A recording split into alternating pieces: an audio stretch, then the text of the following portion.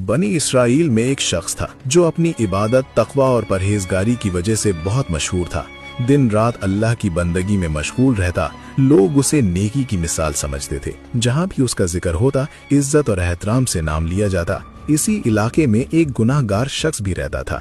लोग उसे गुनाहों में डूबा हुआ, बदकिरदार और नाफरमान समझते थे। कोई उसके करीब बैठना भी पसंद नहीं करता था। एक दिन वो गुनाहगार शख्स मैदान से गुजर रहा था। सूरज आग बरसा रहा था।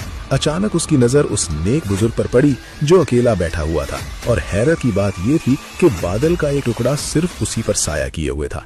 ये मंजर देखकर उस गुनाहगार का दिल कांप उठा। आंखों में नदामत आ गई। उसने दिल में सोचा, ये यकीनन अल्लाह का नेक बंदा है, शायद अल्लाह इससे राजी है।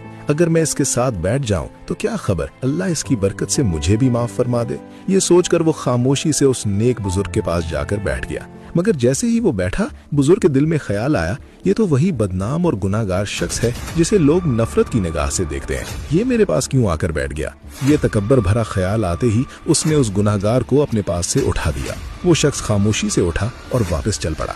लेकिन हैरत अंगेज मंजर ये था कि बादल का वो टुकड़ा भी उसके साथ साथ चलने लगा और उसके सर पर साया हो गया।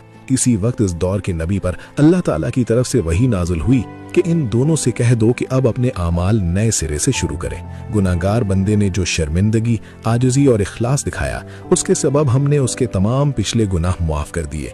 और जो बुजुर्ग था, उसके दिल में जो तकब्बुर पैदा हुआ, इस वजह से उसकी सारी नेकियां जाया कर दी गईं। समझने वाली बात यह है कि अल्लाह के नजदीक इबादत की कसरत नहीं, बल्कि दिल की आजिज़ी अहम है। किसी गुनाहगार को हकीर समझना खुद बहुत बड़ा गुनाह है। मुमकिन है जैसे हम बुरा समझ रहे हों, वो अल्लाह के नजदीक हमसे ज्यादा महबूब हो।